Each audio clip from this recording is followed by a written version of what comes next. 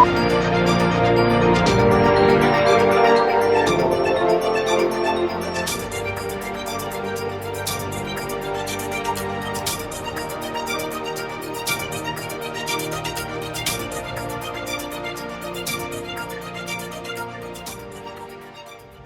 everybody, it's K.Ho. We are over here in between 20th and 19th and on Noe Street here at 674 Noe. It is a fixer listed with Janeen and Pota at Compass. This is an interesting block of homes that, Victorian Queen Anne style.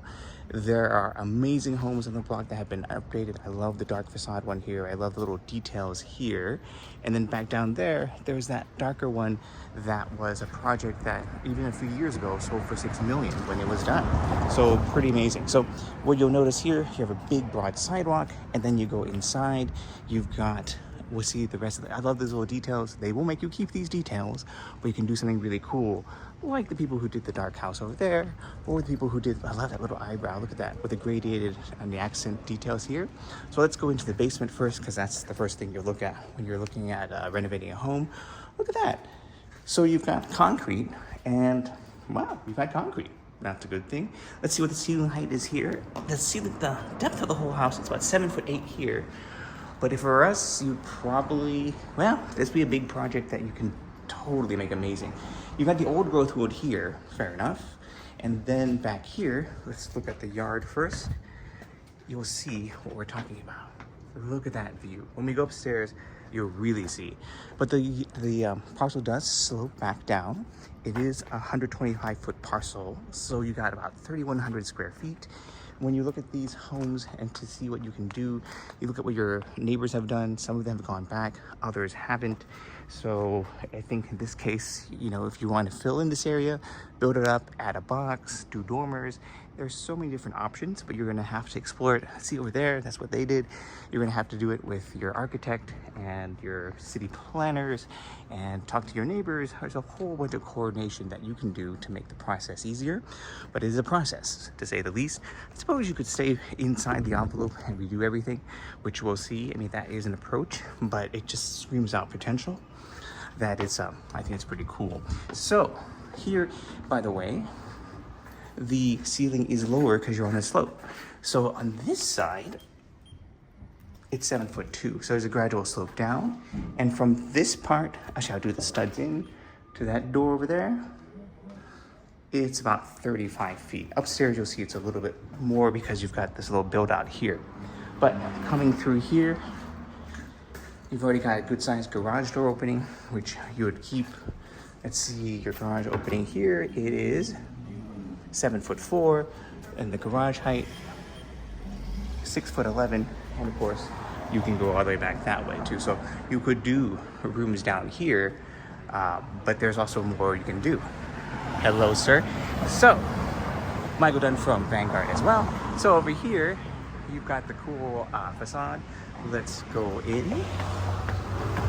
And you'll see that, it's ready. I like this sort of deeper entryway here because you've got potential to do something cool. If you even paint this a dark color and a little singular light up here, it'd be really nice. Coming in here, you'll see that, typical Victorian style. We've got 2 rooms either side of the entranceway. We've got the traditional picture rail here, tall baseboards, ceiling height on this level, 10'2", and across the way, similar idea, but you've got the bay window here. And then let's see the width internally, 2311, it's about 24 feet, which is just about right. Take a look at that. Your houses and neighbors across the street, it's pretty far.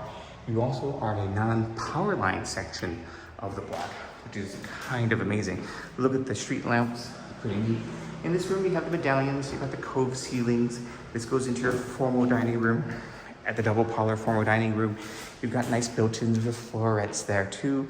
We will go upstairs in a moment. Oh, look at that. There's a half floor. Hi, Janeen. How are you? Thank you for letting us come by. It's a project, but it's a really cool one. It's great. Yeah. So Janeen over there. So this is where the laundry was at one point. And then back here, this is that build out that we looked at. Take a look from this floor. You see the view? pretty spectacular. Remember the yard we were talking about there? So it naturally slopes down, so you even have views from this main level here. So if you filled this in, you could do something where you have a walkout or a big porch in the back or a big kitchen, family dining, whichever you decide to do. Here's the existing kitchen. You've got a nice old sink, refrigerator, and a working stove. That's super important for lending purposes. Now let's go upstairs.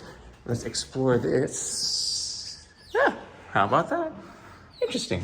So when we go up the stairs, we'll see the definite gable pitched roof part. See, there's the pitched roof part here. And then we'll see, we're gonna go to the front first. Here's the front room first, where there's so many things you can do. There are knee walls here, you can open up for closets. You can do a pitched roof here, but you would have to do 15 feet back from the front, whatever that definition is, 10'3" at the peak. So let's say you wanted to do like a box or addition here. 15 feet is just about here. So from this part, you kind of have to keep this sort of roof line unless you go through and have a good architect or buy in from neighbors. But this is the part you've been waiting to see. Look at that. This, from this bedroom up here, kind of amazing. So similar ceiling height here, the little built-in here, the little knee wall. Inside this section, you've got the bathroom that is elevated for some reason, probably to accommodate plumbing, and you can have lots of potential. The height or the depth from this part to that over there is, let's wait for it, 38 feet. Pretty cool. Well, anyway, this is 674 Noe. Lots of potential, great location, non-power line street, or just underground power line street, that is. And then you have that as your back side of the house. Be sure to like, subscribe, and this is K.Ho. We'll see you at the next one.